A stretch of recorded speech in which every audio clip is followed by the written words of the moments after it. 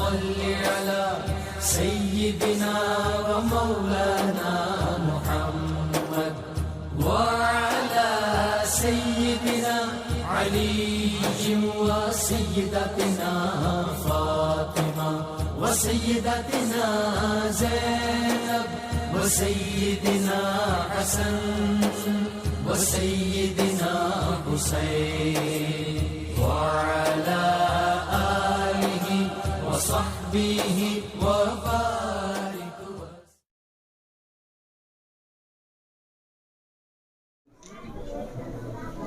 فقہ کی کتاب آپ پڑھو.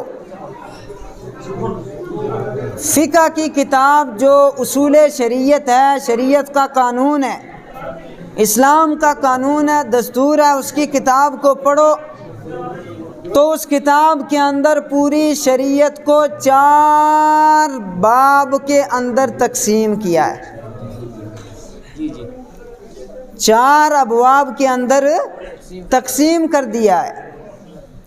سب سے پہلا باب آتا ہے کتاب العبادات، مطلب عبادات کا بیان. دوسرا بیان آتا ہے کتاب المعاملات، معاملات کا بیان. توجہ میری طرف رکھنا، اس بات کو یاد رکھنا. کتاب المعاملات، معاملات کا بیان. تیسرا بیان آتا ہے کتاب الحدود والعقوبات، حد اور سزا کا بیان، کسی جرم کی حد اور سزا کا بیان.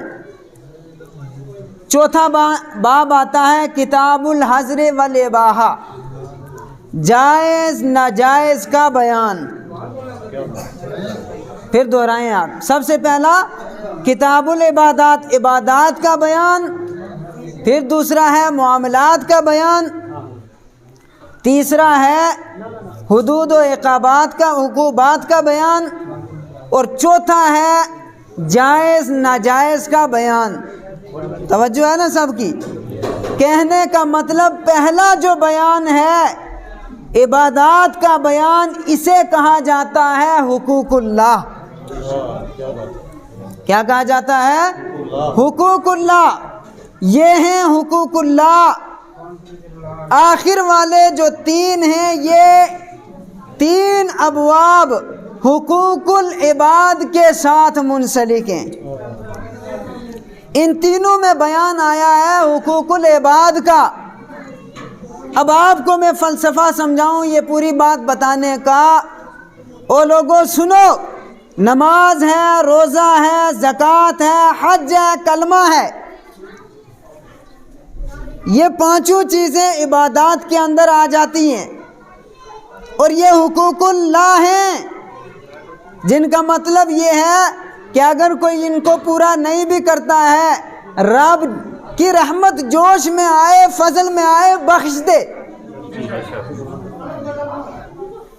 لیکن جو 3 ابواب ہیں آگے والے، کہ معاملات کا بیان، حدود و عقوبات کا بیان، جائز ناجائز کا بیان، یہ حقوق العباد کے تعلق سے ہیں. ان میں اگر انسان سے غلطی ہو جائے تو رب تبارک و تعالی بھی ان کو معاف نہیں کرے گا. اگر معاف کروانا ہے یا ہوں گے تو یہ صرف ان بندوں کے پاس جا کر معافی مانگنے سے ہی معاف ہوں گے. تو نتیجہ یہ نکلا کہ 100% میں سے 25% حقوق اللہ ہیں اور 75% حقوق العباد ہیں. بات میری سمجھ گئے شاید. 25% حقوق اللہ ہیں اور 75% یہ کیا ہیں؟ حقوق العباد ہیں. اب نظر آپ دوڑائیے اس سے پہلے جتنی امتیں آئی حضرت آدم علیہ السلام سے لے کر حضرت عیسیٰ علیہ السلام تک، 2 وجہ سے ہلاک ہوئی. یا تو کلیتاً انہوں نے اپنے زمانے میں آنے والے نبی کا اور اس کے دین کا انکار کر دیا، مانا ہی نہیں، یا اس وجہ سے ہلاک ہوئی، یا ہلاک و تباہ و برباد اس وجہ سے ہوئی کہ انہوں نے نماز نہیں چھوڑی، باقی جو حقوق اللہ تھے وہ پورے کرتے رہے، حقوق اللہ کی وجہ سے عذاب اور عقابات ان پر نہیں آئے، طوفان نہیں چھائے۔ ہاں، عذاب اور عقوبات، سزائیں، طوفان اس لیے آئے کہ وہ لوگ حقوق العباد کے اندر کمی کرتے تھے، حقوق العباد کو پامال کرتے تھے، ان کی پرواہ نہیں کرتے تھے، لوگوں کو ستاتے تھے، لوگوں پر ظلم کرتے تھے، لوگوں کے زمینیں ہڑپ کرتے تھے، ناجائز لوگوں پر ظلم کرتے تھے، مخلوق خدا کو طرح طرح کے طریقے سے ستاتے، آزمائش میں ڈالتے، مارتے، پیٹتے، اس وجہ سے ان پر عذابات کے کوڑے برسائے جاتے۔ تو حضرات محترم، آقا کریم صلی اللہ علیہ وسلم اس زمانے میں تشریف لائے کہ جس زمانے کے اندر آپ کو معلوم ہے ظلم کی انتہا ہو چکی تھی، ستم کی انتہا ہو چکی تھی، بربریت کی انتہا ہو چکی تھی، استبداد کی انتہا ہو چکی تھی، ظلم اور جفا کا زمانہ تھا، جور کا زمانہ تھا، تباہی بربادی کا زمانہ تھا، وفا کہیں دور سے دیکھنے میں بھی نظر نہیں آتی تھی، محبت اپنے درخت کے سائے میں بیٹھ کر بلک رہی تھی، اتفاق چیخیں لگا رہا تھا کہ کوئی آئے ہمیں بھی اس دنیا کے سینوں کے اندر اتفاق کو، محبت کو بھی جگہ دلوا دے۔ تو ایسے میں اللہ رب العزت نے آپ کے اور ہمارے آقا و مولا تاجدار مدینہ احمد مجتبیٰ محمد مصطفیٰ صلی اللہ علیہ وسلم کو مبعوث فرمایا۔ قرآن شریف کہتا ہے وَالَّذِي بَعَثَ فِي الْأُمِّيِّينَ رَسُولًا مِّنْهُمْ، وَالَّذِي بَعَثَ فِي الْأُمِّيِّينَ رَسُولًا مِّنْهُمْ، وہ وہی ہے کہ جس نے ان امیین ان پڑھ لوگوں کے اندر تباہی اور بربادی کے دانے پر جا کے کھڑے تھے، آخری حد، آخری کونے میں کھڑے تھے، ان لوگوں میں رب نے اپنے رسول کو بھیجا اور بھیج کر ان کو اس تباہی سے نکال کر جنت کے کنارے پر کھڑا کر دیا۔ 9ویں پارے کی آیت ہے، اللہ تبارک و تعالیٰ ارشاد فرماتا ہے الذین یتبعون الرسول النبی الامی الذی یجدونہ مکتوبا عندہم فی التوراۃ والانجیل، کہ یہ وہ لوگ ہیں کہ جو اتباع کرتے ہیں یتبعون الرسول النبی الامی، ایسے رسول کی اتباع کرتے ہیں جو رسول ہے اور نبی ہے اور امی ہے، اور امی ہے۔ کیسے کرتے ہیں؟ یجدونہ مکتوباً، یہ کوئی نئی بات نہیں ہے کہ اسی زمانے میں ہمیں اور آپ کو پتہ ہے، میں پہلے بھی بتا چکا ہوں، مدینے والے حضور کی ہجرت کے وقت 1000 سال سے حضور کی آمد کے انتظار میں تھے، سبحان اللہ۔ تو ان کا عالم قرآن نے یہ بتایا یجدونہ مکتوباً، کہ وہ پاتے تھے، نبی کے تذکرے پاتے تھے، مکتوباً عندہم فی التوراۃ والانجیل، تورات میں بھی اور انجیل میں بھی۔ اس نبی کی شان کیا ہوگی؟ یأمرہم بالمعروف، کہ یہ نبی اپنے امتیوں کو معروف کا حکم دیتے رہیں گے۔ توجہ ہے نا سب کی؟ کیا؟ معروف کا، اچھائی کا حکم دیں گے۔ یہ کہیں گے ایک دوسرے کی زمین نہ ہڑپ کرو، یہ نہیں کہیں گے کہ ایک دوسرے کی زمین نہ حق مارو، ایک دوسرے پر ظلم کرو، نہ، ایسا نہیں کہیں گے۔ یأمرہم بالمعروف، نیکی کا حکم دیں گے، وینہاہم عن المنکر، اور برائی سے منع کریں گے، ویحل لہم الطیبات، اور جو پاک چیزیں ہیں ان پاک چیزوں کو یہ ان کے لیے حلال کریں گے، سبحان اللہ۔ وَيُحَرِّمُ عَلَيْهِمُ الْخَبَائِثَ، اور جو بری چیزیں ہیں، ناپاک چیزیں ہیں، ان کو پوری امت پر حرام کریں گے۔ سبحان اللہ بولتے جائیں۔ دو لفظ پر غور کریں پھر بات آگے بڑھاتے ہیں۔ قرآن شریف کہتا ہے یحل لہم الطیبات، کہ یہ طیبات پاک چیزوں کو حلال کریں گے، یہ نبی کی شان ہے۔ حلال چیزوں کو پاک چیزوں کو حلال کریں گے۔ اچھا جی، جو پاک چیز ہے وہ ہے ہی حلال ہے جی، پاک ہے، اس کو حلال کرنے کا مطلب کیا ہے؟